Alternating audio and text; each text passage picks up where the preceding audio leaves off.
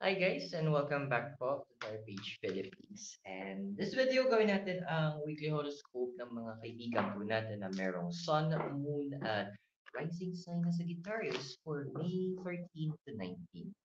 So kung bago kayo sa channel, please click the subscribe button, bell notification, and like na rin po ng video na. At kung favor, kung pwedeng pakishare na rin po ang mga videos natin sa inyong mga social media accounts and sa mga group chats. Tandaan natin yung mga readings, they are for guidance purposes po. If free will tayo, let's use it wisely. At of course, kung gusto nyo malaman yung sun, moon at rising sign nyo po at yung benefits nito, sa dulo po ng video, meron po tayong link para dito. Sa gusto naman pong mag-support ng ating channel, you can send your donation via GCash or Maya. The number is in the bottom of your screen. Pwede na naman po yung ating thank you button o yung ating join button. Kung ano mas prefer. Na namang pilitan nyo kung gusto nyo lang. Sagittarius. Kati na lalamunan ko. Puro balahibo yan tanibig kayo. Anyway, kamusta ka na nga ba? So, tingnan natin. So, we have here the Nine of Pentacles and round and round. Nakakapagod ng paulit-ulit, no? Literal. Sa una, parang okay siya kasi predictive. Hindi mo kailangang mag-isip what's the next step. Hindi mo kailangang mag-isip kung may gagawin ka or hindi mo kailangan magdesisyon masyado. Kumbaga, it's a pattern. Pero andun kasi na ano eh, na for you, it's good kasi alam mo yung mga next. Pero ano, nagkakaroon ka ng point na parang gusto mong medyo mag-break away doon sa pattern na iniikot mo ngayon. Parang, kumbaga, parang kailangan ng konting spice, kailangan ng konting pitik. Kumbaga sa pagkain, may konting kagat ng anghang. Di ba kasi, although sabihin natin, yung favorite food mo, ganyan. Pero kasi kapag paulit-ulit na yung food, parang may point doon na medyo um, hindi din ano eh, maganda. Hindi din na parang may something wrong. Alam mo yun? So, yun yung inner mo ngayon eh. And most of you guys is trying na makawala sa pattern na 'to in terms either ng business, ng work, or minsan yung environment niyo lang mismo, yung sa paligid niyo lang, yung mga taong toxic. So, just one example, possible example na nakikita ko dito. So, andoon na you want you guys sa House of Sagittarius ng something new.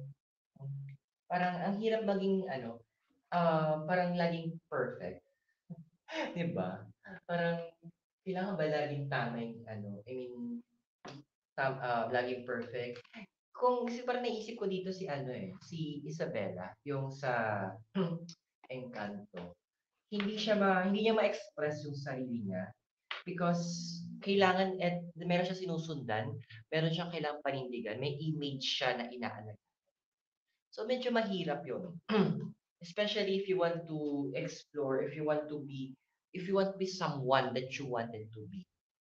May gusto mong mangyari sa Sagittarius. Tingnan nga natin nung crossing. Four of Cups, milk and honey. Alam niyo, nagtataka ako sa mga binabasa kong lately na signs, bakit masyado kayong concerned in terms of yung mga responsibilidad niyo? Okay, sige. Given yon, may responsibilidad tayo kasi four, structure to. Tapos, cups, so emotion. So, tapos milk and honey. So, alam niyo yung karamihan niyan, bakit, para karamihan yata, yun ang problema ngayong week na to, is yung going out of the boundaries. Lalabas kayo sa usual norms nyo. Andoon na nakikita ko dito with the four. Kasi andoon na yung heart nyo, yung emotions nyo kasi paano si ganito, paano yung si ganyan. Alam mo yun, nasasaalang-alang nyo masyado yung iba. Hindi naman masama yun, technically. That's nice nga eh, kasi sabi nga ni Apostle Paul sa Galatians na carry each other's burden. Kumbaga magtulungan tayo, bitbitin natin yung pasanin ng bawat isa. Um, pero hindi naman ibig sabihin, hindi naman niya sinabi na pasanin mo naman lahat. Sagittarius, loving people, okay, medyo Do'n tayo sa ano, sa family concept. Walang masamang mahalin ng pamilya. Clear tayo do'n, tama 'yun. Pero lahat ng sobrang pagmamahal, masama. Lahat ng sobrang binibigay natin, nakakasama, nasasakal, nakakasakal. One example sa pagtulong, Sagittarius, nakikita ko din. There's nothing wrong in extending o walang masama na magbigay tayo ng tulong sa iba. Pero 'wag naman to the punto na nagiging tamad na sila, na inaasa na sa'yo na ikaw na yung gumagawa. Kapatid, meron ka ding personal responsibilities ha, meron ka ding mga kailangang gampanan na ibang roles sa buhay, hindi lang ang tumulong. Again, walang masama, pero sabi nga, kumbaga sabi ng mga commercial kung drink responsibly. Here, health responsibly. Ano ba yung crown card mo? Eight of Swords. Tapos two. Tama naman yung ginagawa mo. Kino-question mo minsan yung mga tao na kasi gusto mo ang kailangan mo lang naman magsabi sila ng totoo, eh. Direct to the point. Kasi that's how you want it, eh. Hindi ka yung nakakatuwa kasi generally mga nakilala ko sa Guitarius, kapag may kailangan may favor akong hihingin, kailangan nila yung detalye. Bakit mo kailangan, kailan mo kailangan, para saan mo kailangan. So, andun yung point na gets ko papaano mo sila makipag-usap sa Sagittarius. You need to be detailed. Yun lang naman hinihintay mo minsan, eh, kasi hindi ka rin makapag-decide. So, akala tuloy ng mga tao, wala kang pake. Akala nila dedma ka lang. Ang hindi nila kasi ma-gets, kailangan mo yung buong storya. Kailangan mo yung kumbaga yung the whole 9 years ang nangyayari. Kunyari sabihin natin manghihiram ako sa'yo, "Puwede ba ako manghiram sa'yo ng ano, ng pera?" Sa iba, okey na yun, sa'yo hindi. Kailangan sabihin ko sa'yo, "Puwede ba ako Sagittarius ma'am, puwede bang manghiram ng pera kasi gagamitin ko muna pambayad ng tuition fee kasi naka-promissory note ako." Yung pera na ine-expect ko na ipadadala nila mama, eh, na-hold, security. So, maghihintay pa ako ng mga 3 business days. Bukas, sa susunod na araw na yung deadline. Yun, makakapag-decide. Yun yung naman hinihintay mo, eh, 'di ba? I mean, ako nga tarot card reader ako, minsan, ano yung detalye, ano yung kailangan ko ding malaman.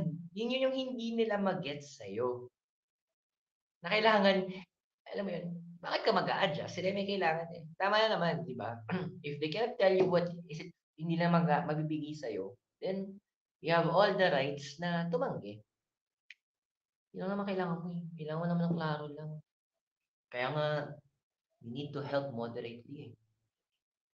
Bang ano mo, foundation mo ngayon? The world. Flexibility. Taray, ng Sagittarius ko ngayon.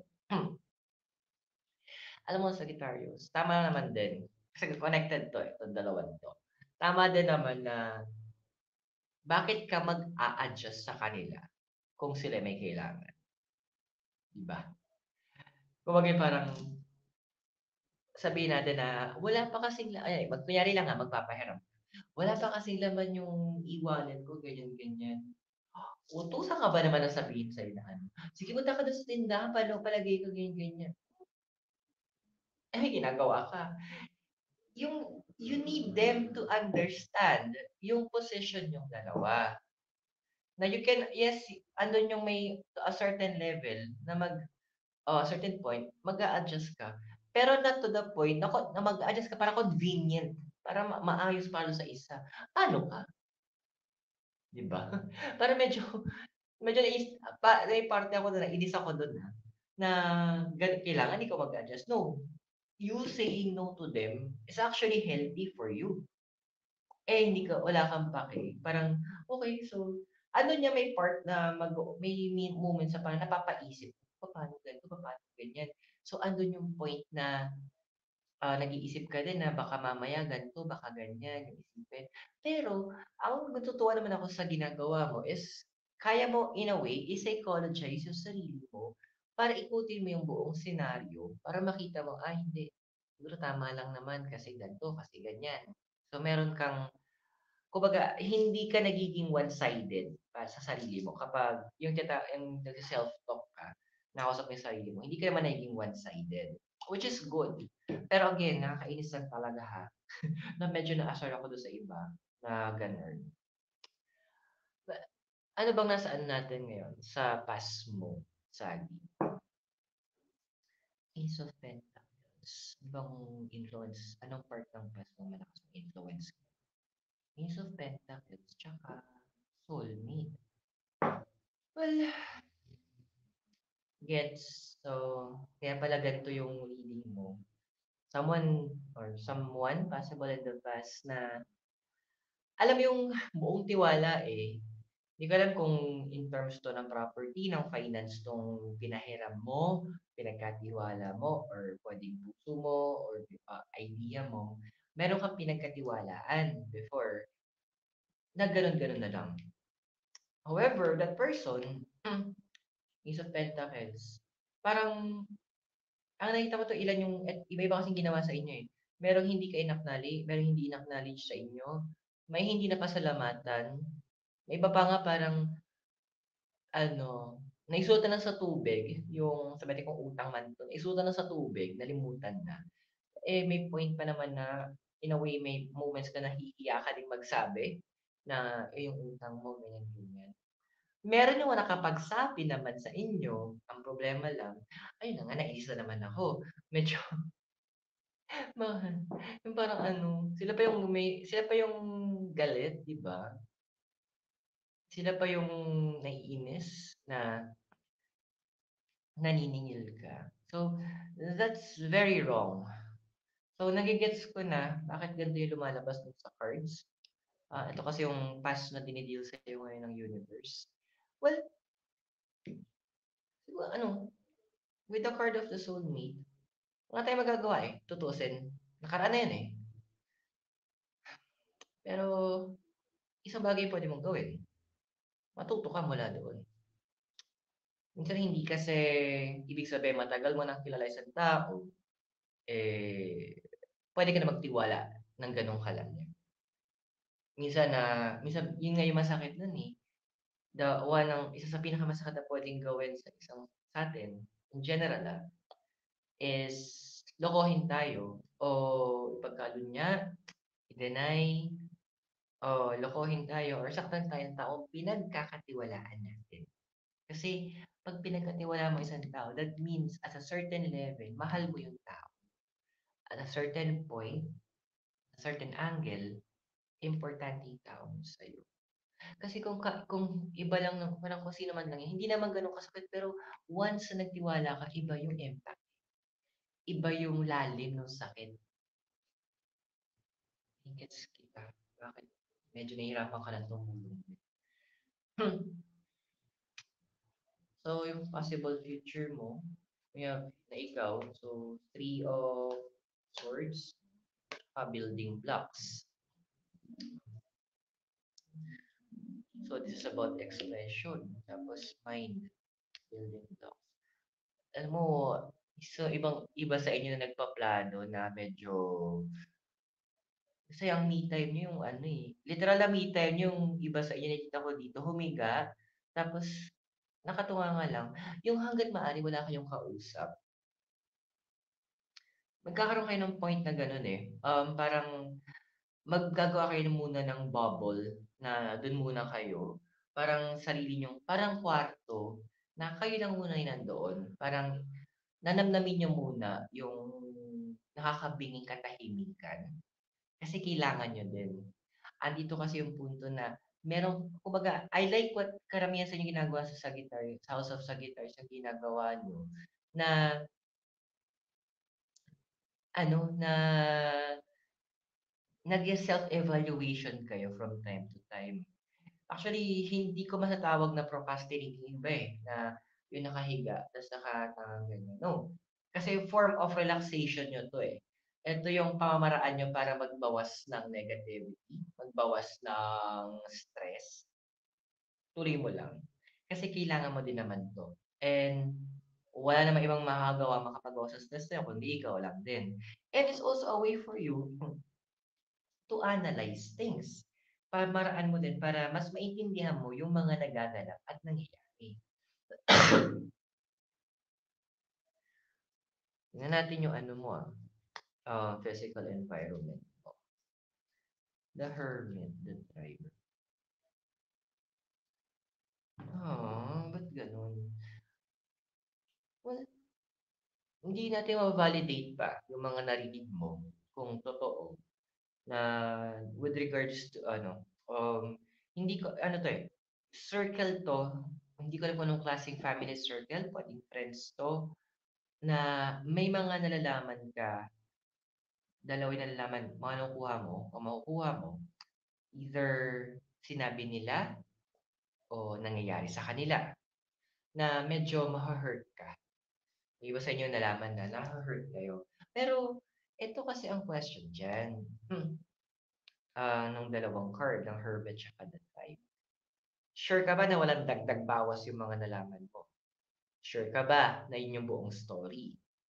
Sigurado ka ba na yun yung tamang pagkaintindi? Kasi madaming pwedeng interpretation ang isang sinabi.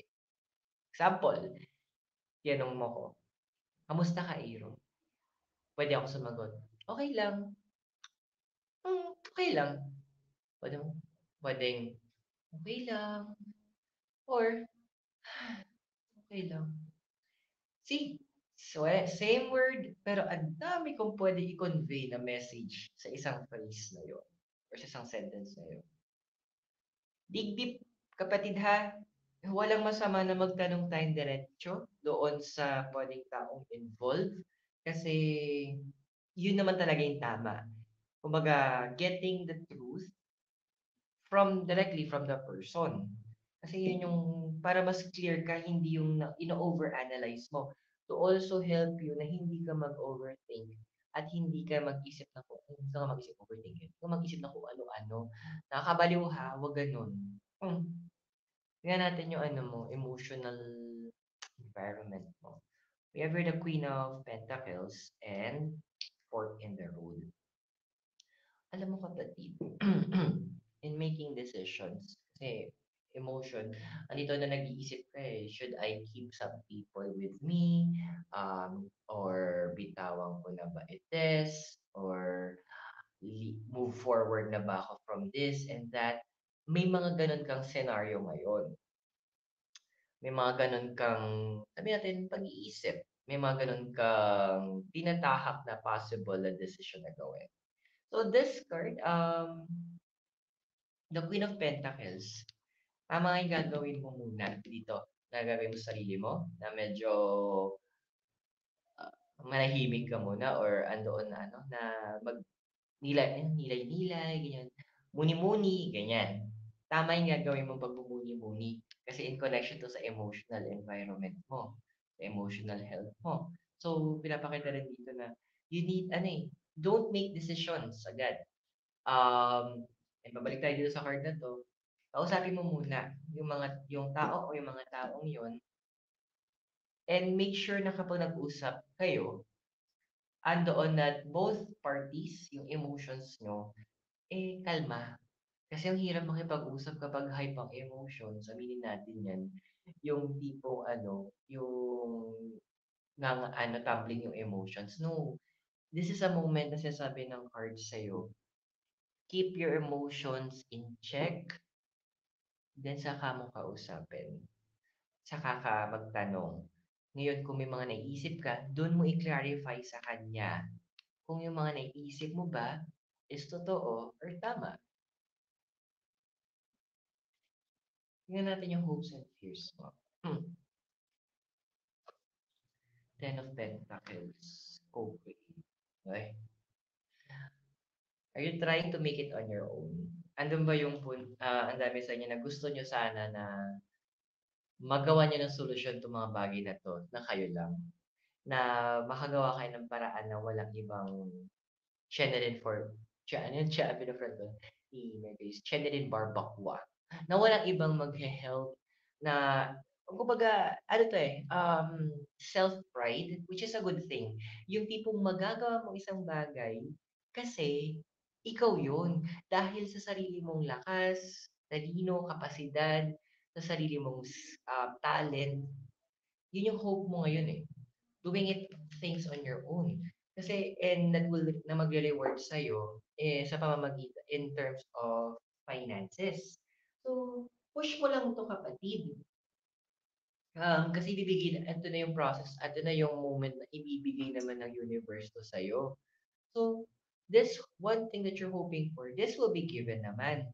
Pero yun nga lang talaga, with the card of co-create, babalik tayo dito. Medyo for the ano tayo ngayon, isolation for the solo moment. Kasi kung hindi mo na gagawin, dahil yung mahihirapan ka na namang magtiwala, promise, and it's hard to help moderate. Possible future mo, Ten of Cups and Poise. Uy, huwag mo maaawayan dito ha. Medyo kalma lang tayo kapatid ha. Siguro what I'm seeing here kasi, once nagkaroon ng confrontation to or nagkaroon ka ng talk, you might limit, medyo kakalmahan mo na yung i-distance mo na yung sarili mo, na hindi ka na masyadong makikipag-mingle-mingle, na hindi ka na masyadong magkukuwento or magshi-share. And andun na yes, you might still, baka andun yung point na willing ka pa ring mag-help, pero sobrang limited na. Hindi katulad ng dati na halos ma-all out ka sa pagtulong. Yung right now nakikita ko dito is more on na, okay sige, I'll see tingnan ko kung ano magagawa. You can still prevent this. Wag mo lang aawayin lang 'to kung sino man 'tong kakausapin mo. Wag mo namang warlahin ha, grabe ka pa naman magsalita. Yun. And one thing na nakikita ko sa bullet Ten of Cups, hangga't maaari iwasan mong manumbat kasi hindi hindi siya magandang practice, to be honest. So, this kung nakita mo parang negative, yun, you can make the changes naman eh. Ito yung mga pwede mong gawin, yung kailangan mong gawin. So that you can be able to still be an extension of blessings ng universe. So, you can help, but moderate. So I hope nakatulong yung reading sa'yo at tandaan yung mga readings. They are for guidance purposes, so use your free will wisely. So kung bago ka sa channel, please click the subscribe button, the notification, and like this video.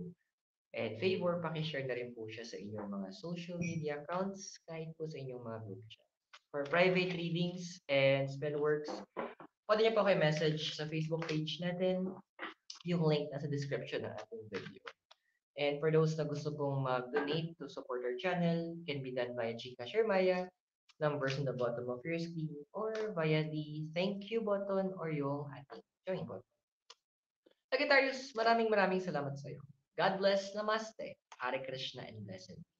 Naway magkita tayo very soon. And all the way here from Latina ng Benguet, have a great day and keep safe. See you soon. Thank you.